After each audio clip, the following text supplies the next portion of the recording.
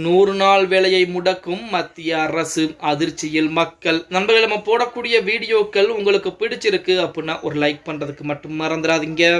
மகாத்மா காந்தி தேசிய ஊரக வேலைவாய்ப்பு உறுதியளிப்பு திட்டம், அதாவது 100 நாள் வேலை, குளத்து வேலை அப்படின்னு சொல்லக்கூடிய இந்த வேலையை பொறுத்த வரைக்கும் நம்ம அனைவருக்குமே தெரியும். ஒரு நாளைக்கு சம்பளம் என்பது 336 ரூபாய் நிர்ணயம் செய்யப்பட்டிருக்கிறது. அந்த 336 ரூபாய் சம்பளத்திற்கு மத்திய அரசு ஒதுக்கும் நிதியும் சரியாக வருமா? அதாவது ஒரு காலத்திலே 1,10,000 கோடி ரூபாய் என்பது 100 நாள் வேலைக்கு சம்பளமாக ஒரு வருடத்திற்கு ஒதுக்கப்பட்டது. இப்ப 2024 2025 நிதியாண்டு இருக்கக்கூடிய அந்த காலகட்டமாகட்டும், 2025 2026 இருக்கக்கூடிய அந்த காலகட்டமாகட்டும், 86,400 கோடி ரூபாய் மட்டும்தான் மத்திய அரசு நிதியை ஒதுக்கியிருக்காங்க. அப்ப அந்த 86,400 கோடி ரூபாயை வைத்து இந்தியா முழுவதும் இருக்கக்கூடிய ஒவ்வொரு மாநிலத்துக்குமே 100 நாள் வேலை செய்ய முடியுமா, 100 நாட்கள் கொடுக்க முடியுமா அப்படின்னு பார்த்தா அது மிகப்பெரிய ஒரு கேள்விக்குறியாகத்தான் இருந்து கொண்டிருக்கிறது.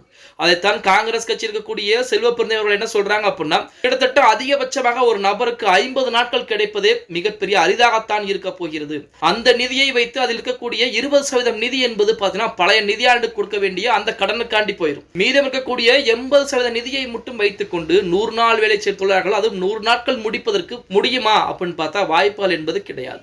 கடந்த 2024 2025 நிதியாண்டிலே சம்பளம் என்பது தமிழகத்திற்கு மட்டும் இழுத்து கொடுக்கப்பட்டது. இன்னுமே அப்ப வேலை செஞ்ச சம்பள காசு என்பது இன்னும் ஓரிரு வாரங்கள் வாங்காமல் தான் தமிழக மக்கள் இருந்துகிட்டு இருக்காங்க.